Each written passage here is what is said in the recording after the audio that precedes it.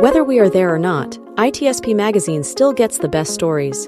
Plenty of conferences and events spark our curiosity and allow us to start conversations with some of the world's brightest minds. In person or virtually, Sean Martin and Marco Ciappelli go on location and sit down with them at the intersection of technology, cybersecurity, and society. Together, we discover what the synergy of these three elements means for the future of humanity.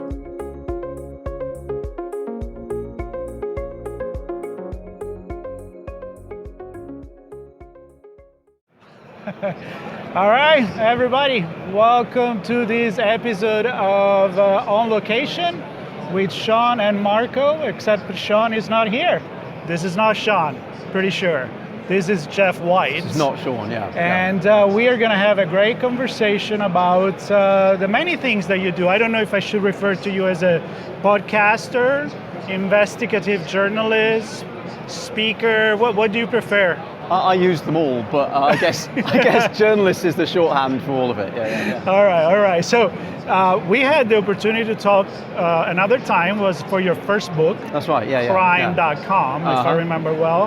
And that actually, you can explain me if I got that right, it turned into a podcast on the BBC. Exactly right, yeah. So one of the chapters of Crime.com was about North Korea, and how North Korea, of all places, became a computer hacking superpower. So, of all places? Of all places. Well, most people don't have the internet in North Korea. So I looked at the Sony hack, I looked at the Bangladesh bank hack, and off the back of that, we turned that story, those stories about North Korea, and all of the other accusations against North Korea, into a BBC podcast called The Lazarus Heist, hence the t-shirt. Love it. And then I wrote a book also called The Lazarus Heist, which is everything that was in the podcast plus a bit more besides. And the story hasn't stopped there. The story just keeps going and going. And that's why there is another book. The next book that I'm putting out continues to tell the North Korean story. I thought it couldn't get even more weird or even more bizarre. It gets weirder. It gets much weirder. I read some of the comment and some of the reviews, and they say it's very intricate. Yes. But before we get to that, for those that don't know who you are, especially maybe here in the US, and a little background, how did you end up interested in this kind of topic? Yeah, it's a good question. I mean, I've been a journalist for quite a long time, 20 years or so, and I worked for a TV news program in the UK called Channel 4 News, a very august program, and I covered technology for them, and at the time, we're talking about the era of the Apple iPod launch. We did the iPad launch, and so tech was seen as being games and gadgets and not very serious.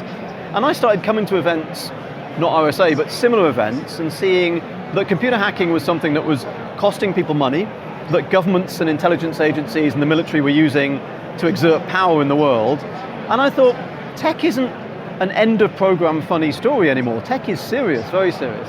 And off the back of that, we had the anonymous movement, we had the Edward Snowden leaks, we had, again, Sony Pictures Entertainment hack, and all of the subsequent cybersecurity stories. So suddenly, it felt like I'd made a shrewd move to start covering cybersecurity.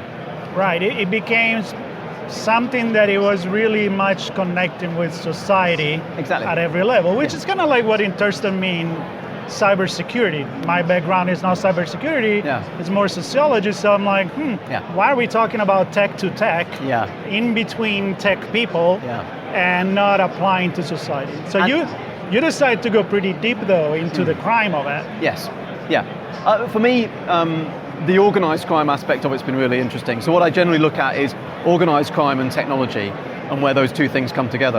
And increasingly, that's most organised crime has a technological aspect to it.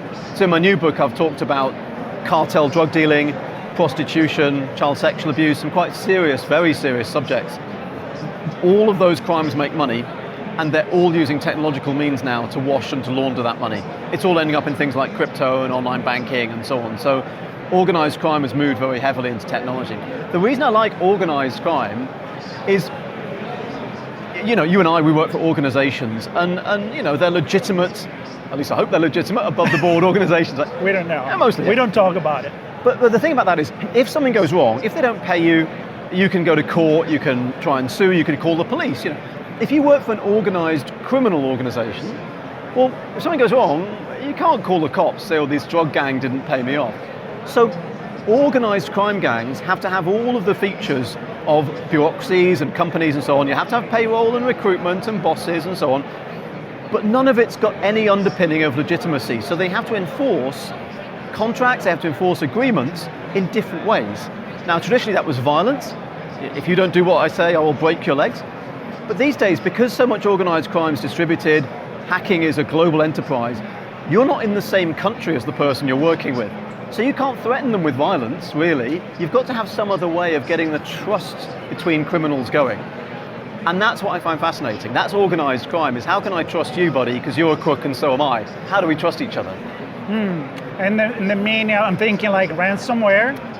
Easy, right? Yeah. You can do it everywhere you want. Exactly. So before we get into the book and the ransomware, we had a conversation not too long ago with someone that were actually talking about how cybercrime is actually use branding and marketing to promote themselves in the dark web, but also to be considered a reputable company, where if you do as they say, they will do as they promise. Exactly, And if they don't, nobody's going to pay them anymore. So tell me about this kind of like psychology behind it. So this has been really interesting. So a lot of the cybercrime forums that I used to visit in my research, that I still visit my research now, getting trust between users has been really important. There was one forum I went on where they had an escrow system. So if I tried to buy stolen data from someone, I could put the money into the escrow that was run by the website, and once I received the stolen data, then the website would release the money to the seller. Now obviously the website takes a cut of the escrow, but the whole point of that was to get trust between users. I, for example, tried to buy some stolen credit card data, a very small amount I should say, it wasn't my money I was spending, it's the news organization's money, but just as a test, the person on the other side ripped me off, stole my Bitcoin and didn't give me the data. So I wrote to the forum administrator, obviously wasn't identifying myself as a journalist, and I said, somebody ripped me off, they didn't supply. And so the forum administrator replied and said, I'm very sorry you've had this experience, we blocked that person, and please use our escrow service in the future. So you always had in these forums trust networks building up. Star ratings are very important, so most dark web marketplaces will have star ratings for vendors. If you rip somebody off, you get a bad rating, same as with eBay, a similar system to eBay. What's been interesting is that trustworthiness thing has now had to move into victims. If you are the subject of a ransomware attack, if your data is encrypted and you're being told, pay up and we will decrypt your data, how do I trust you? So these ransomware gangs have had to give people what they call proof of life, some of their data back to show that they can do that. But also, they're very aware, these ransomware gangs, of when you Google them what comes up. Because they know if you're hit by ransomware gang X, you're going to go on Google and say, who are they? And if what comes up is a list of don't pay, they won't give you your data back, well, you're not going to pay. So they're Googling themselves, they're making sure their reputation is really good. If you pay, we will give you your data. Right, it's a reputation system, which again, not just being Italian, it make me think about the mafia being the state within the state, where the state doesn't provide to you, we provide to you. You can trust us. So it's really, really intense. But now we're talking about technology and how it's used. And in your last book, you talk about, it's called Rinsed, where you talk about how recycling money and all the crazy way that it's doing with technology. Yes, So the new book I've got coming out is about money laundering and how technology is influencing this business of money laundering. And again, money laundering is a really interesting business. For a start, without money laundering, there is no organized crime. You can't commit the crime if you can't pull your money out. So this has always been, way before, with the human, we had crime, we had money laundering. You've got to pull it, unless you can get the money out and get it in a usable form, there's no point committing the crime. Well, these crimes right. What are you going to do with a bank that you robbed? Exactly. But for money launderers, again, they need to do a good job. They need to do a regular, reliable job and not rip people off. Because if they do rip somebody off, your name is mud. Nobody's going to work with you again. So again, for money launderers, reputation's really important. And I find it interesting that the criminals have these really intricate and well-developed trust networks that they rely on. Because they have to, because they can't go to the courts, they can't go to the police, they can't go to the government. All they've got is trust. And so trust in that community is really, really pivotal. Give me some example of what you talk about in the book. I mean, do you talk about different industries within the industry, like different kind of crime? Exactly that. So in the book, I've tried to describe what money laundering is. Now, there are 3 basic steps in any money laundering job. First step is what they call placement. So imagine you sell some drugs on the street, you get cash, £1 million of cash. You've got to somehow get that into a bank or some kind of financial institute so that nobody steals it from you. You've got £1 million in cash, it's vulnerable. Second stage is what they call layering, where you take the money you've put in and you mix it around with other money, so that even if the cops can chase the money to the bank, they can't chase it through the bank into the other accounts. That's the second stage. Third stage is what they call integration, which is where you take the money, which is now divorced of any connection to the crime. It's clean money. And what you do is you try and buy things with it. You might invest it in some art or a nice apartment or a lovely car. You know, you get to enjoy your money. So I've described each of those stages in the book, and then I've described how technology is changing each of those steps. And I've looked at things like cartel drug dealing. I've looked at things like prostitution gangs who use that sort of methodology, child sexual abuse gangs also using it. But I've also looked at fraudsters, and I've also returned to the North Korean example and some of the astonishing hacks attributed to North Korea, including a raid on a video game called Axie Infinity in 2022, during which they stole $625 million. The biggest theft of all time, I'm going to peg that at. And again, of course, they've stolen all this money. It was in the form of cryptocurrency. How are you going to extricate it? Well, you have to have launderers, and again, the launderers help them out.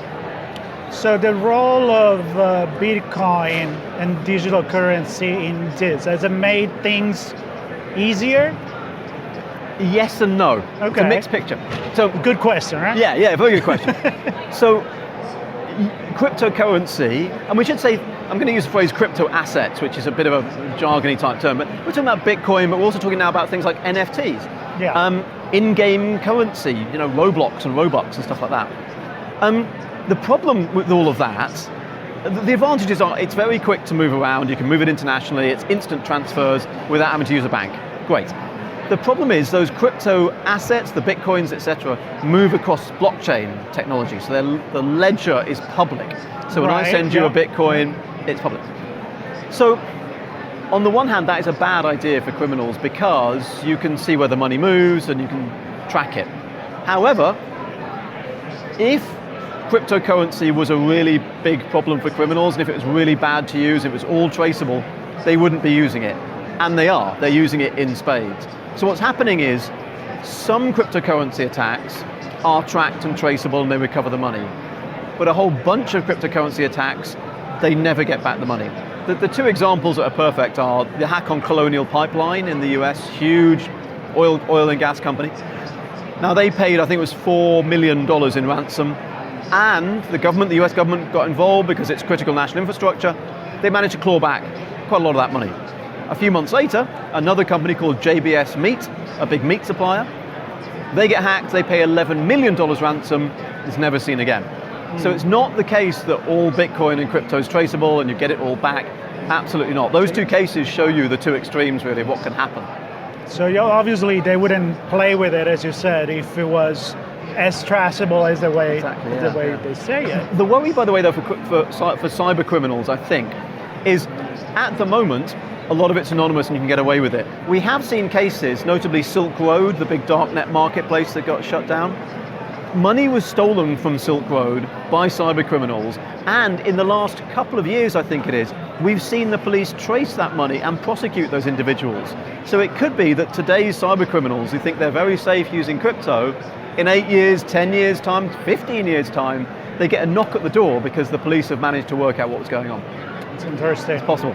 So this is what I'm thinking, like we are at a cybersecurity event, one of the largest, if not the largest of the world.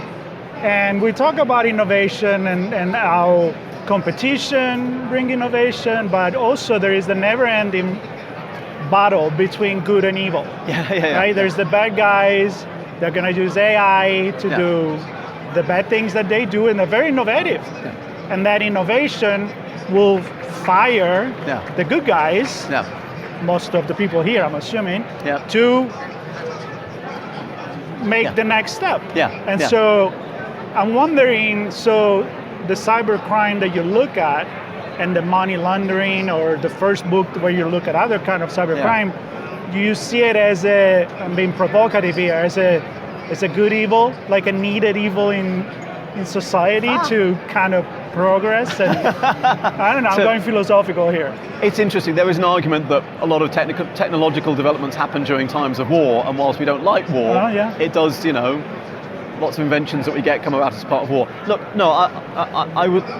There has never been a society without crime, right? As soon as people have possessions, somebody else wanted the possessions. There will never be a society without crime. A friend of mine, a contact of mine, is a gardener, and he always says, if you're a good gardener, you'll never have a garden without any weeds in it. So you can never get rid of all the weeds, but if you don't try, you end up with just overrun with weeds. So that's the idea, is what's an acceptable level of cybercrime? Right. What I will say is interesting is that you talk about cyber criminals using AI. There are, as we've heard at this conference, there are signs and evidence that is happening. What I will say is this: the cyber criminals have what I would call the attacker's dividend. And the attacker's dividend is simply this: that if you have great defenses, do I need fantastic weapons to attack you? No. I just need to know where the holes in your defenses are. Right, yeah. So, for example, again, going back to money laundering, which is the subject of the new book, there are artificial intelligence tools that can spot suspicious transactions. So if I'm trying to launder money and I try and launder more than, let's say, $10,000, the alarm triggers and my account gets blocked or whatever. Now, as an attacker, do I need to develop an AI system that gets around that? No. All I need to do is make sure my transactions are $9,999. As long as I know what your AI system is spotting, I can slip in under the radar. You're playing the algorithm. Exactly. And that's my worry, is that the more technology, the more AI we put in, the more the attackers will think, well, yeah, I see what your AI is doing, and I'll just go in around the side, which is what hackers do. It's an adversarial battle. Yeah. All right, so we're running out of time here. We'd like to know the question that I usually ask to any author of a book. Who did you have in mind when you wrote the book? Now, they normally said, this book is for everybody. I understand that. I already know that. But when you were writing, like, were you thinking more practitioners, everyday people? The person I always have in mind when I write the book, when I actually come to writing it and writing the sentences and putting those words together and the words on the page, is my mum. Okay. My mum should be able to read every one of my books and understand everything that's in there. Nice. Now, I will say this to my mum: she does read my books and she does try. She doesn't necessarily remember it all, but if I say to her, did you understand it? She says, yes, I understood it. However, that's the pat answer. The real answer is that every author who's writing a book needs to identify their core markets. Every author wants their book to just, fly off the shelves like J.K. Rowling or whatever. Truth is, you're going to have certain audiences that are interested. For this book, it's about money laundering. Obviously, one target market is cybersecurity people. Kind of people at this conference. Second type is financial crime people. So you're talking about banks, insurance companies and stuff. And the third group is cryptocurrency people. So again, anybody who's into not just Bitcoin, but other things like NFTs and so on. So for me, those were the three sort of target markets, if you like, that I think might be interesting. And I would say that if you made it understandable, it's for everybody that is interested in learning a little bit more about what this entire system is. Yeah. So. I mean, what I found interesting when I thought about doing a book about money laundering was it's quite similar to cybercrime and cybersecurity. The general public, they know money laundering's there. They want to understand it. They've seen Ozark, for example, that great TV series. But it's complicated and it's dry and it's geeky.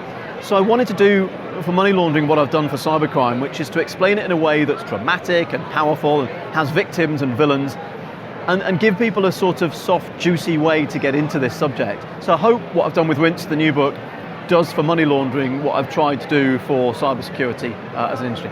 Well, that's great. Good luck with that. Thank you. I'm going to listen to your podcast as well, because I've been staring at your t-shirt the whole time. Available. Advertising works. Wherever you get your podcasts. I love that. Awesome. Geoff, thank you so much for stopping by. Thank you. And hopefully we'll see each other in London not too long from now. Sounds good. Fantastic. All right. Good to see you. Take care. Cheers. Thank you, everybody. We're done here.